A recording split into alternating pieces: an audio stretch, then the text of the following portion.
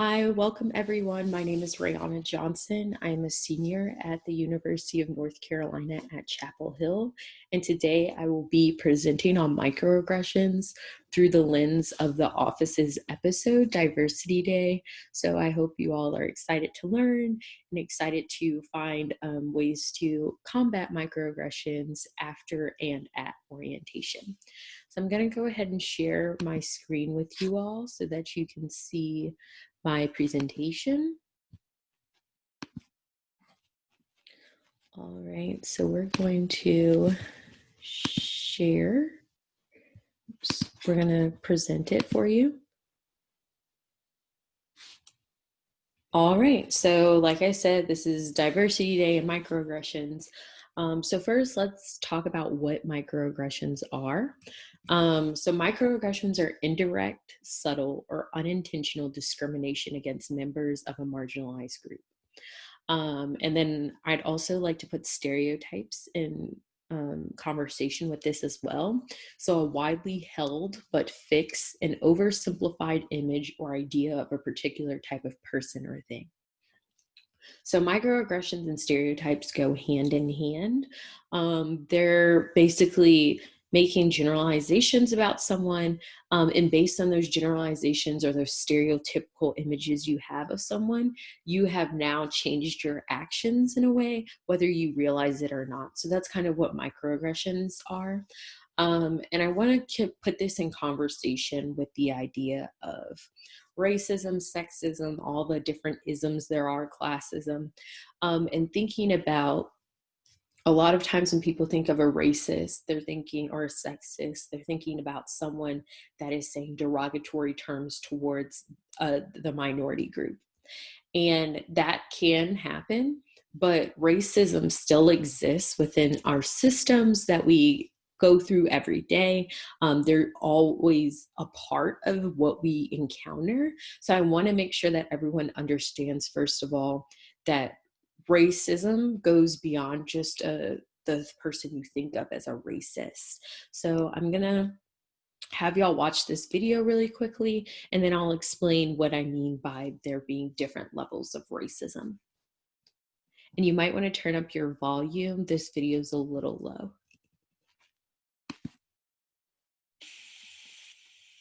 Once upon a time ago, there was a gardener. She and her husband had recently bought a brand new house with 2 large flower boxes on the porch. The box on the left was empty, while the box on the right was full of old rocky soil. The gardener decided to go buy some new potting soil for the empty box, but left the box on the right full of the poor rocky soil that it had already had. While at the store, the gardener also bought 2 packets of seeds. They were both the same type of flower, but one packet would bear pink blossoms while the other would bloom red. The gardener loved the red flowers and has always preferred them to the pink. She planted the red seeds in the flower box with the new rich potted soil, and she planted the pink seeds in the poor rocky soil. Soon enough, the red flowers began to sprout, grow up, and flourish.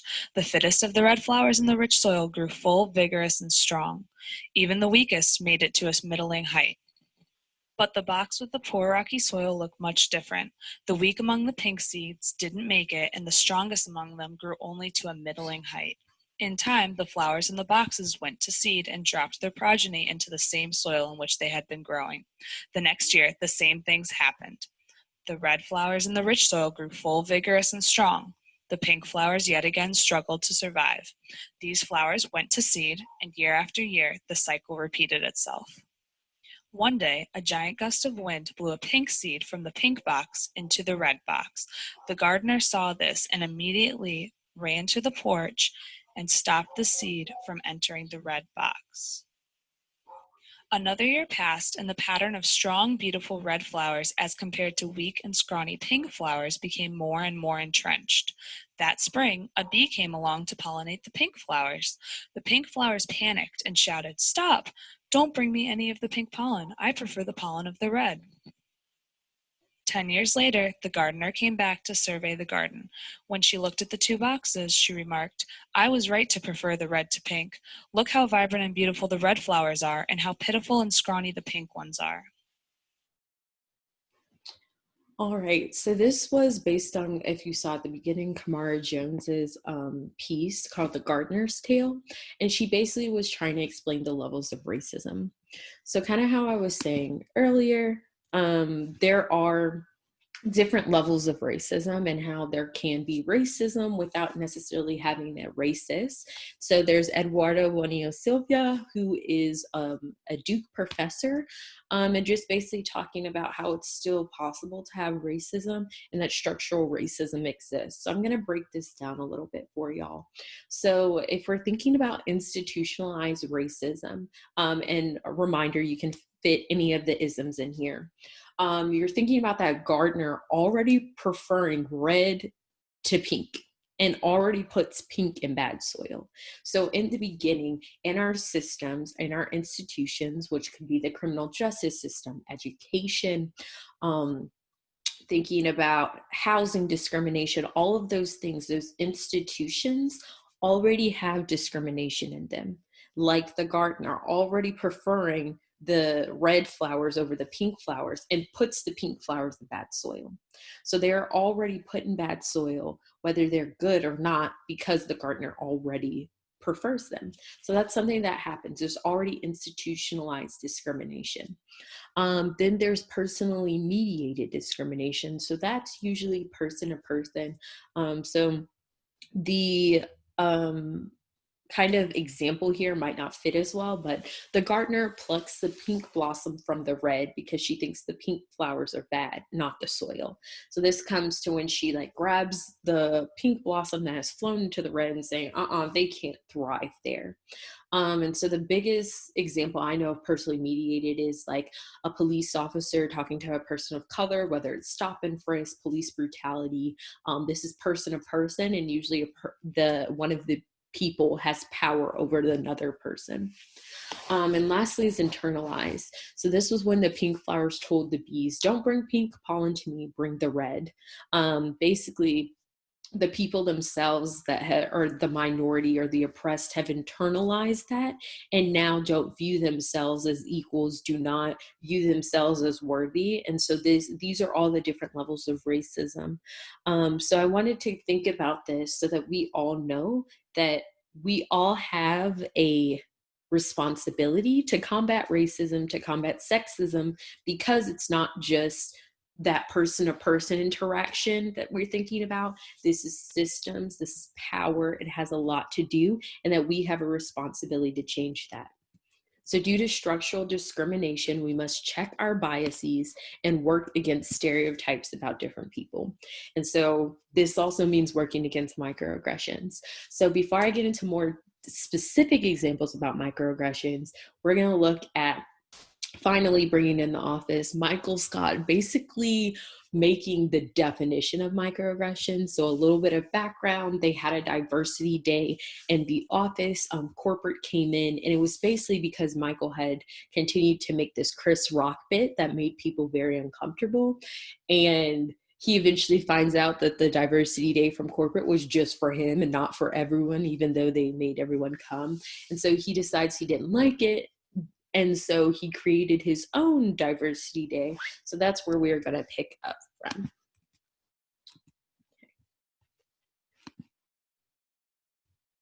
Here, I want you to take a card. And you might want to turn your volume back down. Put it on your forehead. Don't look at the card. I want you to take the card and I want you to put it on your forehead. And take a card, any card. And I want you to treat other people like the race that is on their forehead, okay? So everybody has a different race. Nobody knows what their race is. So I want you to really go for it, because this is real. You know, this isn't just an exercise. This is real life. And I have a dream that you will really let the sparks fly. Get her done. There's this great Chris Rock bit about how streets named after Martin Luther King tend to be more violent. I'm not going to do it, but it's... Oh, this is a good one. Hi, how are you? Fine, how are you? Great. Push it. I admire your culture's success in America. Thank you. Bum, bum, bum, bum, bum. Come on. Olympics of suffering right here. Slavery versus the Holocaust. Come on. Who am I supposed to be? It's gonna percolate. No. Well, that was an inadvertent. We didn't actually plan that. Lots of cultures eat rice. It doesn't help me. Shalom. I'd like to apply for a loan. That's nice, Dwight. Okay, do me. Something stereotypical so I can get it really quick. Okay, I like your food. Outback Steakhouse. I'm Australian, mate. Pam. No. Pam, come on. I like your food. No, come on. Stir the pot. Stir the melting pot, Pam. Let's do it. Let's get ugly. Let's get real. Okay. If I have to do this, based on stereotypes that are totally untrue, that I do not agree with, you would maybe not be a very good driver. Oh, man, am I a woman? All right, so I'm sure that you all saw a lot of microaggressions in here. I do want to say The Office is like one of my favorite shows. I've watched it like 6 times all the way through. Just because it comes up with content like this that you might not see on this most exaggerated scale, but these microaggressions are real. They happen in the workplace. They happen in corporate jobs all the time. And so if you want to take a moment and figure out if you could tell any microaggressions in here, you can pause the video right here. I'm going to continue and say some of the ones that I saw. So starting off, putting people's ethnicity or race on your head to play heads up. Not cool at all. And you're basically, reducing people to their ethnicity or race. You're literally asking for people to say stereotypes. You're literally asking for people to make microaggressions. So that's so not cool, so not appropriate. And it gets even worse later with Kelly, but I stopped it here. So first of all, that's not a thing that should happen, but you notice that they had to call in stereotypes for people to understand. So basically, we're going to continue on. I'm going to give you some examples of microaggressions. And then I also have a form that I'll show you of more microaggressions that I will link later here. So yes. All right. So examples, asking a person to represent all members of their race, ethnicity in a class discussion, or like you just saw in The Office during a game. That's not okay. Not one person represents all of a group, and there's a lot of different identities within groups. So making sure you don't do that, saying you are so articulate to a person of color. And on my other sheet, I'll show you what that means and why that's problematic. Everyone can be successful if they just work hard enough. So I have this little diagram down here of equality versus equity. And by saying everyone can be successful if they just work hard enough is ignoring the hundreds of years of oppression and discrimination that many minority groups have faced that do not even allow them to be on the same playing field. So like they don't even have a ride to that field yet, even though people say we're all on the same playing field. And just stopping institutions like slavery doesn't mean you're making up for the loss and the oppression that has happened for those years. So equality, like they said, giving everyone the same thing because everyone can be successful if you just work hard enough.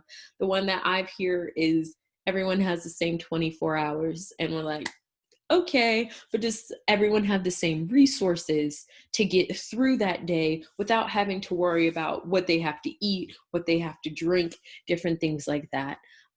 So equity is looking at giving people what they need to get to that playing field.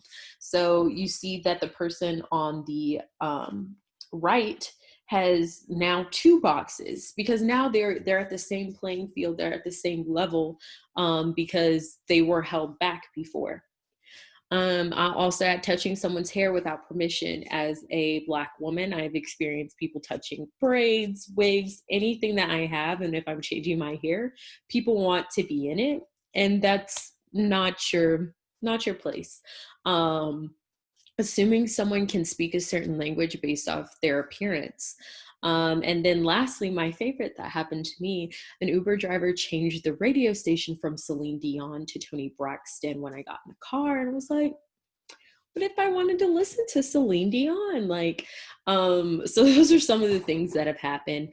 So not necessarily people trying to discriminate against you outwardly, but there's underlining tones that are discriminatory against a certain group. So I'll show you, give me one second. So I'm going to show you right here some, I'll link this below, but some microaggressions that happen. So we have, where are you from? Where are you born? You speak good English. Basically saying that you are not from here. You're a foreigner. You're not American. There's ones about intelligence. So when I said you are so articulate, it's basically kind of saying people of color are generally not as intelligent as whites. Yeah, I've had people say to me about my parents, they were like, oh, you know, they're so very well respectable, not like these, and they stop themselves. And I know, because it was a white person that I was talking to, that they were generalizing that African Americans can't be respectable. And what does respectable mean? So I've had some of these microaggressions happen to me as well. Color blindness is a big one. When I look at you, I don't see color. There's only one race, a human race. America is a melting pot. That's kind of denying someone of their race and ethnicity that could be important to them and erasing it from them. You know, a white man or woman clutching their purse as a Black or Latino person passes. A store owner following a person of color in the store. And basically denial of individual racism, like we talked about. I'm not a racist. I have several Black friends. As a woman, I know what you go through as a racial minority. So understanding that minorities are different, and it's not necessarily a competition of which minority combination is the worst, but just thinking about everyone has a responsibility, like I said, to fight these racist, these sexist acts, even if it's internalized within you and you need to find ways to make sure you can recognize it, one, and then correct it. So I'll make sure I link this so you all can see, but I think it's important to not just know what the microaggression is, but understand what the message that you are saying seems like to someone. So we're going to go back to the presentation. So I made some scenarios for us to go through to look at microaggressions, and how these apply at orientation or after orientation while you're at school. If you want to pause the video after every scenario and kind of come up with your own answers, go ahead. I'm going to read them out loud, pause for a second, and then give my answers on each one. So do whatever you feel like you need to do. So scenario number one, a professor, let me move my camera so you can see all of these great GIFs that I have put on here. A professor continues to pronounce your name wrong after you have corrected them multiple times and creates a different version every time. What is your next step? So you can pause right here if you want. I'm just going to continue and think about, for me personally, if a professor creates a different version every time, I feel that they're not trying, right? So if they would do the same version each time, it means they tried, they think this is my name, but they're wrong. But if they're doing a different version each time, that's making me feel like they're not even trying. So personally, I would go up to them afterwards and talk to them and say like, hey, my name is important to me. I want to make sure you know how to pronounce it. This is how it's pronounced. Thank you. And some people might not be as direct as I am. So a best way I'd say is to email your professor. You can just say, hey, you know, the exact same thing without having to say it in person. And hopefully from there, your professor will resolve the issue and apologize and do better. If not, you might have to take more steps.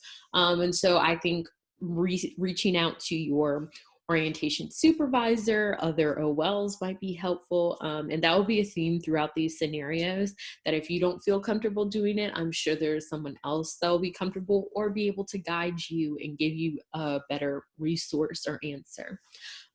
So yeah, and I would say this is a microaggression because if your name is important to you and they are able to get everyone else's name right, what is it about your name that is so hard? And so even if it might be not a pronunciation they're accustomed to, they should be able to do that work for you. All right, I'm gonna go to 2. As your orientation students are introducing themselves within your small group, you ask them if they are comfortable to also share their pronouns. One student asks, "Why do we always have to share pronouns?" What is your response? So for me personally, I would say because we don't want to, plain and simple, we don't want to assume anyone's pronouns. We want to give everyone a chance to say their own pronouns however they need to. So that's basically the answer.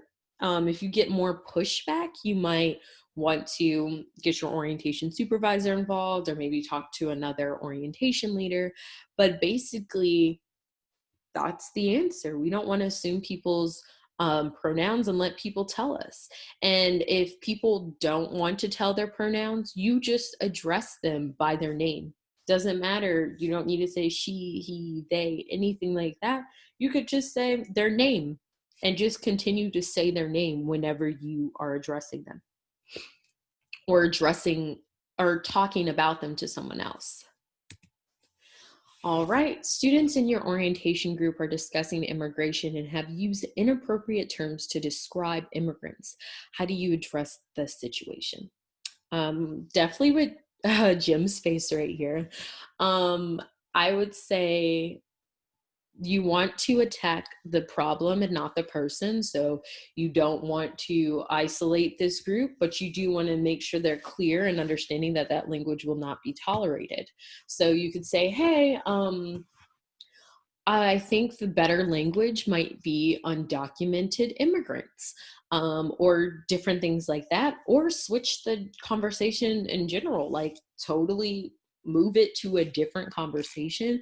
And especially if you see that a student is uncomfortable, definitely change that conversation, because people using inappropriate terms to describe immigrants is, one, wrong, and two, they never know who is an immigrant, who might have families that are immigrants, and the relationship, especially considering, the 2016 election, and relationships with immigrants here in America is not very good. And so making sure that this conversation is addressed, saying, hey, this is not the way we should be addressing immigrants. Here's some better language, and maybe let's change the topic. So those are some ideas. Again, ask your orientation leaders, ask your supervisor. They may have more ways to help you on that. All right, scenario number 4, I believe. Your friends are always going out to eat or spending money at the movies, bowling, etc. You notice one of your friends has stopped coming when money is involved. What do you think would be a good way to have that friend included again? So this is definitely an important one, because a lot of us come from different backgrounds coming to school and not necessarily understanding that not everyone might have the same resources that you have, or even do the same celebrations. I know for me personally, my friend, I've always been big on birthdays because here at my house, we've always been big on birthdays, but my friends weren't as big on birthdays because that's something that they didn't grow up doing. So I had to adjust and understand that, like, big parties all the time weren't necessarily like what they did, and understanding that they might not be accustomed to throwing a big party for me. And so like readjusting my expectations was something that I learned. But for here, thinking about finding ways for y'all to have fun without spending money. I know for me personally at UNC Chapel Hill, there is always something to do on campus that's free. And even sometimes free food is included in that. So finding other ways to be like, hey, y'all, let's have a movie night inside and we'll all cook dinner inside with stuff that we already have. or hey, let's go to the movie that they're having at the union. And so just finding other ways to have fun without necessarily spending money all the time. I know sometimes people say, oh, I'll just cover you. However, sometimes that can lead to people feeling like a burden. So I think the best way is to try and come up with more ideas of not spending money, because no matter your financial status, spending a lot of money your first year will make you like, oh, maybe I should have saved some more. So making sure that you are trying to include your friend and make sure that you are doing stuff that helps your pocket. So that's a great way to start that. Let's see. All right, you are curious about where one of your classmates is from and their ethnicity. You know it is insensitive to ask, where are you really from, or what are you? So you are trying to figure out the best way to ask. What do you do? So I believe we go over this question during our orientation training. And it's a very interesting question because I get sometimes we are curious about people, and if they don't look like they fit into one racial or ethnic group, people usually kind of want to know. However, the best answer for this is it's not really your business, whether we want to hear it or not. Now, it will be different if you actually want to get to know this person and be friends with this person, then they might eventually tell you about their race or ethnicity. But if you're not necessarily wanting to be friends with this person, there's no reason to ask them these questions or where they're from, or their culture. If they want to share, if they do share, then that's great. However, I'll tell you right now that a person is not required or should be expected to have to share about their ethnicity, or be a spokesperson for all their ethnicity. Like we said, one person should not have to speak for all of the racial groups and ethnicity groups that they're a part of. And then I would add, there's also Google. Like, check the sources, of course, but you can learn a lot about other cultures by using Google, using YouTube, using academic sources. There's a lot of ways to learn about cultures without necessarily making someone feel that they have to speak for all cultures. So yes, you might be curious about someone's ethnicity, and the best thing to do is just not to ask. And if they want to share, they will share. But yes, that's my best advice. I know people might feel differently, but personally, with the experiences I've had in trying to be told that I need to speak for a whole group, this is the best way to just avoid that. And I believe this is our last one. So you have a student who is in a wheelchair in your student group this week. You realize many of the paths around campus are inaccessible. What is your game plan? So basically here at UNC Chapel Hill, we make sure that before each group comes, we tell the OLs like, hey, this person has special accommodations. Hey, this person is in a wheelchair and they're in your group. So you would know that about like 2 days before. That allows you time to map out where you're going. We do a campus tour during our trainings. However, of course, we don't go through all of the buildings that we end up using for orientation. So you might want to take the initiative to walk through and figure out where are the wheelchair ramps and the buildings that you'll be going to for the 2 days, things like that. Also, trying to make sure your paths are already accessible as you are walking. That's the best thing to do as well, so that you don't have to figure it out as you go. And then once you are in the building, let's say you're on the second, third floor, basically saying, hey, I'm going to take the elevator. If y'all want to take the stairs, you can meet me at the top. But that way that you're not excluding the student who is in the wheelchair, and then y'all are all getting on together, and some students can come if they want, but just saying like, here's the other option without necessarily pointing out the student in the wheelchair. Let's see. So this was also here at SROW, thinking about microaggressions and checking your bias. So there's many different academic institutions, right? So there's historically Black colleges and universities, which are HBCUs. There are public and private universities and colleges and community colleges. So microaggressions at one might feel different than microaggressions at the other. And so realizing that those can be different, and understanding that people have many different life experiences. So coming to college, you're going to meet people that are totally different than you, that might be similar to you.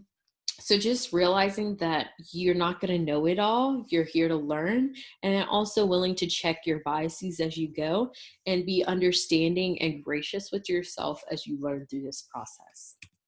So like I said, continue to learn, check your biases. This is an ongoing process. I'm still doing it, and trying to make sure I include people how they want to be included. So this is just something that you'll continue to learn, but just keep an eye out and make sure during orientation you know how to look for these things, and then even after orientation, even if that means sticking up for someone in the classroom or different things like that. So making sure you're aware and being a good steward of your social justice and all of the things you have learned today. So this is the last question I want to ask. So thinking back to that Gardner Tales video, what if the pink seeds were planted in good soil, right? So what if everyone was given a fighting chance? What if everyone was able to be on the same playing field? And so I want to think about this because a lot of times after President Obama was elected, and then looking at, more diversity in spaces, a lot of people are saying we've come a long way. And diversity is everyone having a seat at the table, but inclusion is everyone's voice being heard at a table, right? And so we want to do more than just have numbers. We want people to actually be able to share their voice and have a space for their voice.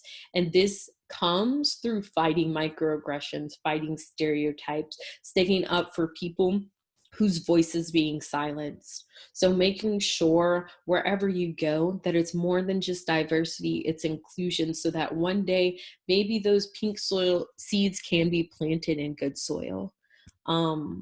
So I want to thank y'all for staying here and watching and looking at microaggressions through the office. Last thing I want to share is if you have more questions, you want more resources, you can check out my LinkedIn, Rayana Johnson, or you can go to my website, rayanajohnson.com, and press the contact me button. Or you can follow my Instagram, my YouTube, any of those things that are on there as well to get in contact with me. I'll follow back. And I know that you'll probably take a SROW survey on these, but I want you to take mine specifically, so bit.ly/SROW 2020. If you can take that and fill it out by the end of the day, I believe that would be so great for me. It's literally 5 questions, 2 minutes, just so I know how the presentation went. If you want more resources, I'll make sure that I get that to y'all. And I just want to say thank you so much for being here, for being willing to learn. I hope you enjoyed the presentation. I'm also going to link that microaggressions. When you fill out this form, there's a spot for your email. So I'll make sure, I'll try and link it here in the presentation, but I'll also send it in that email. And then I'll also send you resources that have more readings on this stuff. So if you fill that out, you can get all that information. So thank you so much. I hope you all have a great rest of your day, and fill out the survey, please. Thank you.